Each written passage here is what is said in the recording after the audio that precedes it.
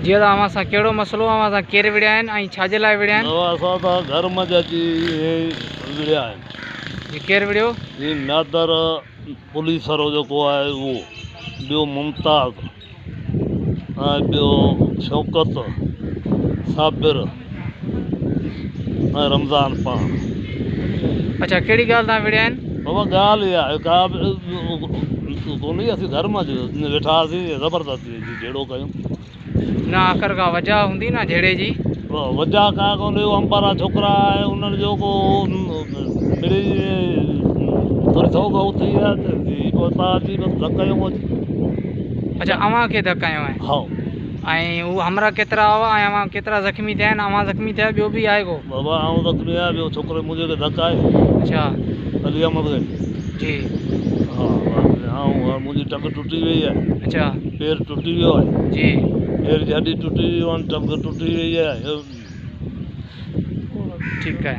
रान में टंग टुटी वई आहे। अच्छा ठीकु आहे।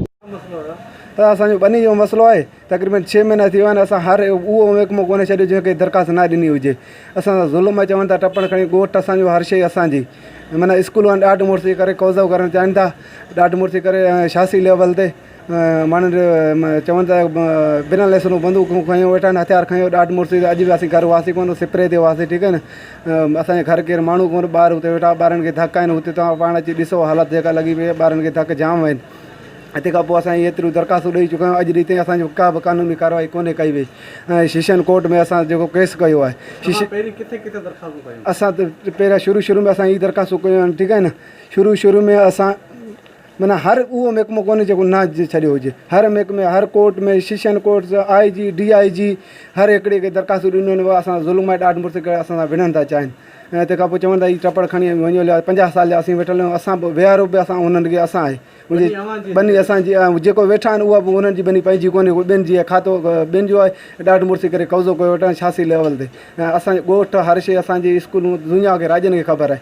ऐं अॼु बि असां अची ॾाढ मुड़सी असांजे ॿारनि खे अची धकाया आहिनि, मुंहिंजे भाउ खे धकाया आहिनि उन्हनि खे। ऐं तंहिंखां पोइ ॾाढ मुड़सी करे असां हर हिकु बेज़ार थी, तंग थी पोइ अची, जीअं हुननि अची ॾाढ मुड़सी करे असांजे ॿारनि खे धकाए। तंहिंखां पोइ असीं अची मुंहिंजी विड़िया आहियूं। ऐं तंहिंखां पोइ ज़ुल्म आहे, हर हिकु माण्हू खे असां दान ॾिनी आहे, जेको न तपेदार मुख़्तियार कर तपेदार आयो माप करे वियो, उन माप ते बि कोन बीठा।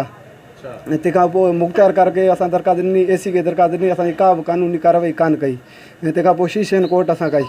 सेशन कोर्ट जेको सिविल खे ॾिनो, सिविल मैटर, सिविल में 6 महीना थी विया आहिनि, नोटिस अचनि पिया, अॼु ॾींहुं ताईं कोर्ट में हाज़ुर न थिया आहिनि। ॾाढ मुड़सी माना इहे शासी लेवल ते असीं चऊं था असां सां इंसाफ़ थिए। माना हीअ ॾाढ मुड़सी करे असां सां विढ़नि था चाहिनि, चवनि था हीअ टपड़ खणी वञण लाइ। असीं ॿनी विकिणी पोइ केॾां वेंदासीं हिते? असां ज़ुल्म आहे, इंसाफ़ थिए असां।